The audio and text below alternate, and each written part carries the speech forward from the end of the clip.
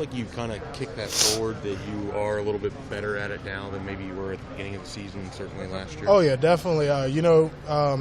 Being anxious is one big thing that you can't be when it comes to screens. And I felt like at the start of the season, a screen play would get called, and we just wouldn't know exactly where to be going, just because the thing about screens is this, it's not going to hit the exact same ever. So you just have to be ready for what the defense brings, what's going to be out there with the guys that you're going to have to go try to cover up. So being anxious is definitely something you can't be, and I feel like we're calming down, settling in, and the screens are really opening up for us. Do you enjoy them because it allows you to get out in the open field? Maybe man, I love it. I love screens. We used to do those back in high school, so that's always been something I think is fun, being able to get downfield and going against little guys. So way easier to block when you get them.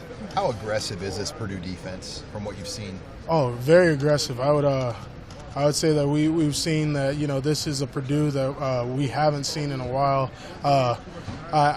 I'm happy to be able to go against such a front that they have with their big boys in the middle, and then their linebackers. They have some heavy linebackers. So going against an aggressive group like them, it's going to be good for us. It's good to get back into the Big Ten play and figure ourselves out as we go into the back end of our season. I think they forced 9 3-and-outs last week against Rutgers. I mean, just from that standpoint, how important will it be to get a rhythm going, knowing that they have a track record the last few weeks of getting offenses off the field pretty quickly? Well, it's always important when you're able to be on the field and moving the ball, slowly taking away the clock from the other offense. That's how you win games.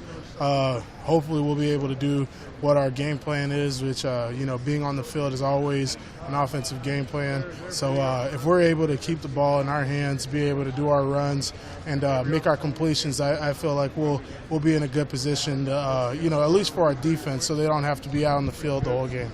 Did you travel out there 2 years ago? Yeah, I did. Obviously different coaches, different times, but at Purdue, what do you remember about that day in West Lafayette, going out there and losing like that a couple years ago? Well, games are games, and losing sucks always. Doesn't matter who you lose to.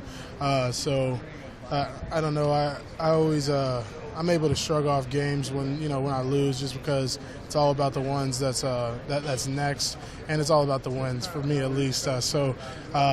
Shrugging off that loss, it was a little bit harder. Just because, our mindset when we went in there was that we were going to get a win really easy and come out. So this next week we're definitely coming at it with different intentions and different mindset, because we know that this is a good football team.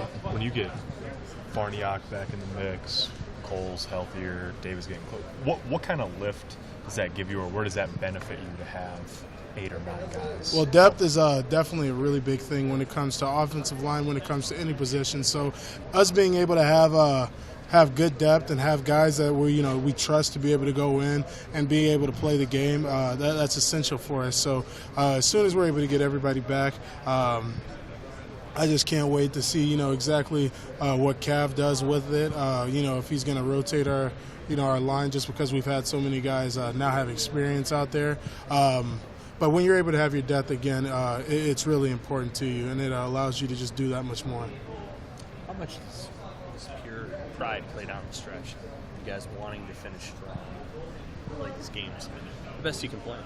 Well, I'm going to tell you, every game, if you're not prideful about being able to be on the field with the university's logo on there, I don't know why you're out there.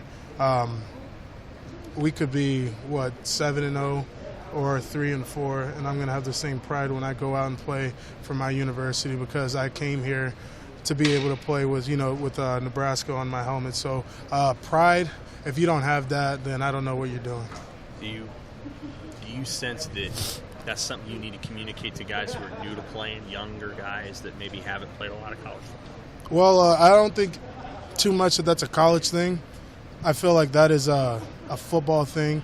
And the love of the game is really what makes it so that you have, the pride, you know, that feeling in your heart that, you know, this is so important to you that you're going to give your extra time. You're going to give all that you need so that you're able to do what you can do out here. So I don't think I really need to tell anybody, and definitely not with my team. I think they understand that, you know, the pride is a definitely important part of the game. So when we go out there and play Purdue, you're going to see a lot of guys, you know, working as hard as they can and giving everything they can. Now with the bye week underneath you, how big is this 5-game stretch for you guys? You know, it's going to be great. It's really big in the sense of us being able to make it to a bowl, and it's really big in us being able to wrap up our season the right way. So us being able to have this bye where it was, we got lucky. I'm really happy that, you know, it just fell right in the middle. So this back end of this season is going to be fun for us.